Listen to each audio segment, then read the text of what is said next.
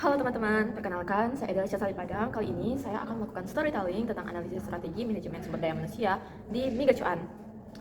Nah, pernah tidak kalian merasakan antrian yang sangat panjang di Miga Cuan? Fenomena ini ternyata bukan sebuah kebetulan loh. Miga Cuan telah tumbuh pesat menjadi salah satu pemain utama di industri kuliner Indonesia. Tapi, di balik kesuksesan ini, ada tantangan besar yang ternyata Miga Cuan hadapi, terutama dalam hal manajemen sumber daya manusia.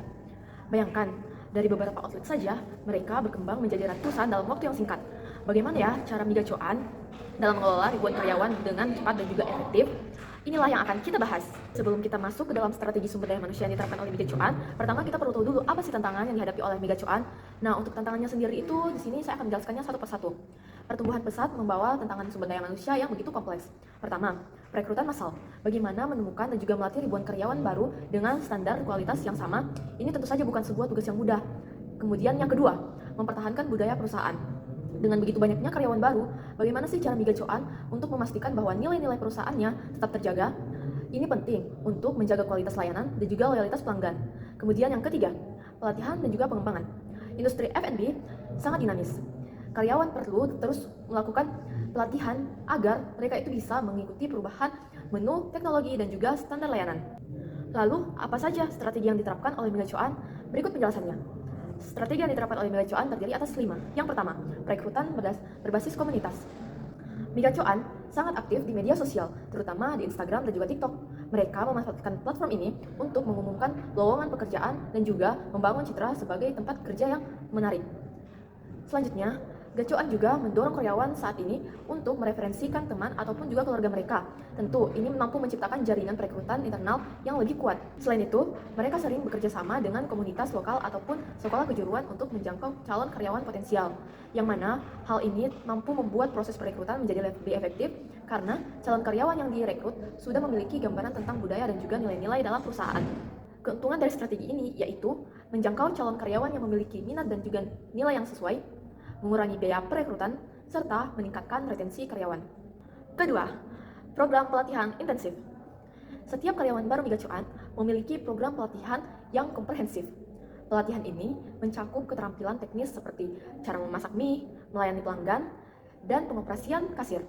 Selain itu, mereka juga mendapat pelatihan soft skill seperti komunikasi efektif, kerjasama tim, dan juga penanganan keluhan pelanggan. Miga Cuan juga menekankan pada pelatihan keselamatan dan juga kebersihan makanan, mengingat pentingnya standar kualitas dalam industri F&B. Pelatihan ini dilakukan secara berkala untuk memastikan seluruh karyawan selalu update dengan informasi dan juga prosedur yang baru. Keuntungan dari strategi ini yaitu menciptakan tim yang kompeten dan juga profesional, meningkatkan kualitas layanan pelanggan, dan mengurangi kesalahan operasional. Ketiga, pemanfaatan teknologi. Miga Cuan menggunakan sistem informasi sumber daya manusia untuk mengelola data karyawan seperti informasi pribadi, riwayat pekerjaan, dan juga kinerja. Mereka juga menggunakan aplikasi mobile untuk mengatur jadwal kerja, absensi, dan juga pengajuan cuti. Platform e-learning digunakan untuk memberikan pelatihan online kepada karyawan, sehingga mereka dapat belajar kapan saja dan di mana saja. Penggunaan teknologi ini sangatlah membantu dalam hal mengelola ribuan karyawan yang tersebar di berbagai lokasi. Keuntungan dari strategi ini yaitu meningkatkan efisiensi administrasi sumber daya manusia, mempermudah komunikasi dan juga koordinasi antar karyawan, dan mempercepat proses pengambilan keputusan. Keempat, pengembangan karir. Miga Cuan memberikan kesempatan bagi karyawan untuk mengembangkan karir mereka melalui program promosi internal. Karyawan yang berkinerja baik memiliki kesempatan untuk naik jabatan loh menjadi supervisor, manajer outlet, ataupun mungkin posisi lainnya. Mereka juga memberikan pelatihan dan pendampingan kepada karyawan yang ingin mengembangkan keterampilan kepemimpinan mereka. Hal ini membuat karyawan merasa dihargai dan juga termotivasi untuk memberikan yang terbaik. Keuntungan dari strategi ini yaitu meningkatkan motivasi dan juga loyalitas karyawan, mengurangi tingkat turnover karyawan, dan menciptakan kader kepemimpinan yang berkualitas. Kelima, budaya perusahaan yang kuat. Miga Cuan membangun budaya perusahaan yang didasarkan pada nilai-nilai kekeluargaan, kerjasama, dan juga saling menghormati. Mereka mengadakan acara-acara internal seperti gathering karyawan ataupun kegiatan sosial untuk mempererat hubungan antar karyawan. Manajemen Miga Cuan juga memberikan perhatian terhadap kesehatan karyawan, seperti memberikan tunjangan kesehatan dan program kesejahteraan lainnya. Budaya perusahaan yang positif ini menciptakan lingkungan kerja yang nyaman dan juga mendukung. Keuntungan dari strategi ini yaitu menciptakan lingkungan kerja yang harmonis, meningkatkan semangat kerja dan juga produktivitas karyawan, serta membangun citra perusahaan yang positif.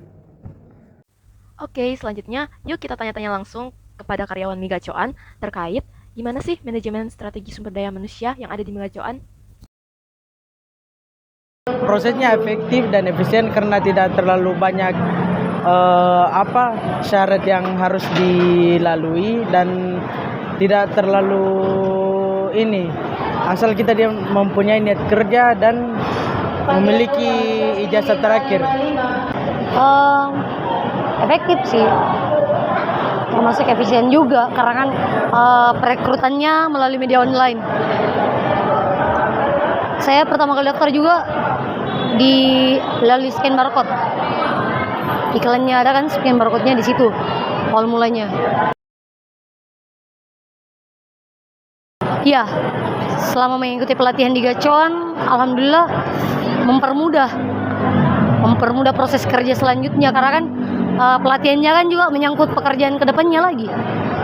Jadi sangat mempermudah, efisien lah. Menurut saya sangat lumayan membantu karena ada beberapa hal yang kita di sini diajarkan yang tidak dapat kita pelajari di bangku pelajaran seperti sekolah menengah atas, sekolah menengah pertama, sekolah dasar ataupun di perkuliahan. Ada berapa juga mulai dari pengajaran attitude dan lain-lainnya. Menurut saya proses pelatihannya sangat membantu dalam kehidupan sehari-hari menjalani kehidupannya. Sangat cukup, sangat lebih dari cukup lah. Kalau untuk menghadapi perubahan di Gacoan, sangat lebih dari cukup.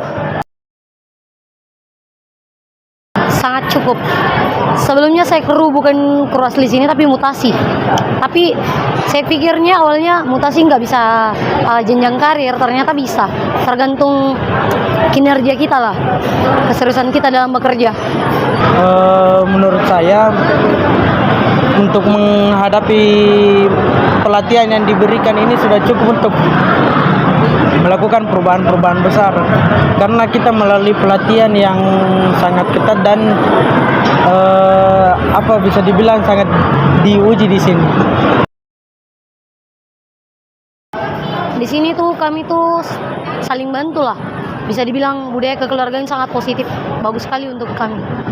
Budaya kekeluarganya sangat lumayan bagus karena di sini krewnya walaupun mulai dari manajer, ada assembler yang bagian-bagiannya, dia sangat solidaritas dan berdampak positif bagi pekerjaannya. Saya itu menambah pengalaman, wawasan dan pengetahuan baru seperti bagaimana cara mengelola mie atau bagaimana cara membuat minuman.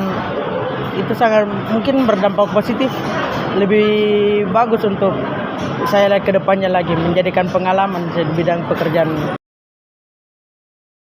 Sepertinya Migacoan ini sangat peduli tentang kesejahteraan karyawannya karena mulai di sini ada jenjang karirnya dan di sini apabila kita dimutasi dari keluar daerah, kita akan tetap dibiayai tempat tinggalnya dan makannya, dan juga kami akan diberikan THR apabila setiap hari rayanya kita.